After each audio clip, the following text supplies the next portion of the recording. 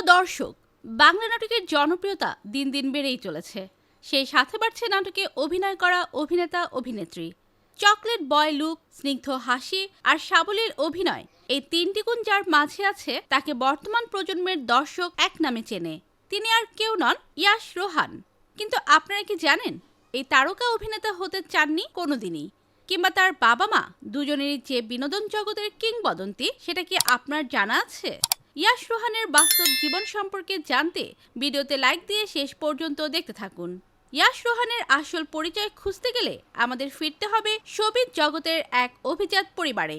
অনেকে হয়তো লক্ষ্য করেছেন তার চেহারার সাথে 90 দশকের জনপ্রিয় অনেক অভিনেতার মিল আছে, কারণ ইয়াশ হলেন অভিনেতা দম্পতি নরেশ ভূঁইয়া এবং শিল্পী সরকার অপুর সুযোগ্য সন্তান।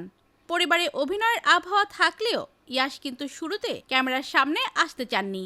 তিনি কম্পিউটার সায়েন্স ও ইঞ্জিনিয়ারিংয়ের ছাত্র ছিলেন। পড়াশোনা শেষে তার লক্ষ্য ছিল অন্য কিছু।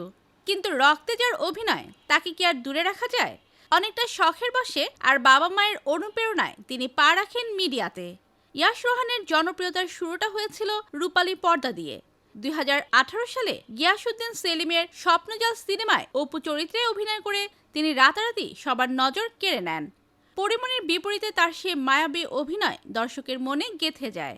তবে বড় পর্দায় অভিষেক হলেও ইয়াশ নিজেকে জনপ্রিয়তার তুঙ্গে নিয়ে যান নাটকের মাধ্যমে। তার জনপ্রিয় হওয়ার পেছনে কিছু মূল কারণ হলো স্বাভাবিক অভিনয়।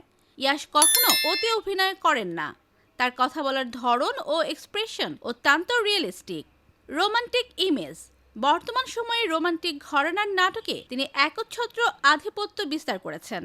তিনি সবসময় একই ধরনের কাজ না করে ভিন্নধর্মী চরিত্রে নিজেকে প্রমাণ করেছেন।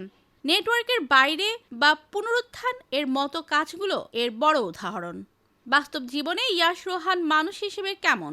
ইন্ডাস্ট্রির মানুষের কাছে তিনি একজন অত্যন্ত ভদ্র এবং বিনয়ী মানুষ হিসেবে পরিচিত।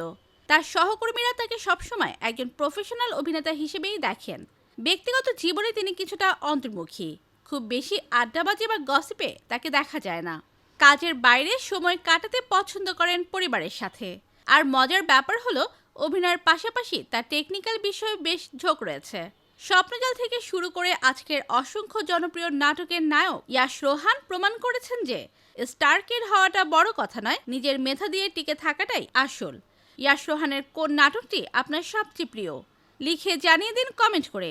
পরবর্তী ভিডিও সবার আগে পেতে সাবস্ক্রাইব করুন আমাদের চ্যানেলটি। ধন্যবাদ।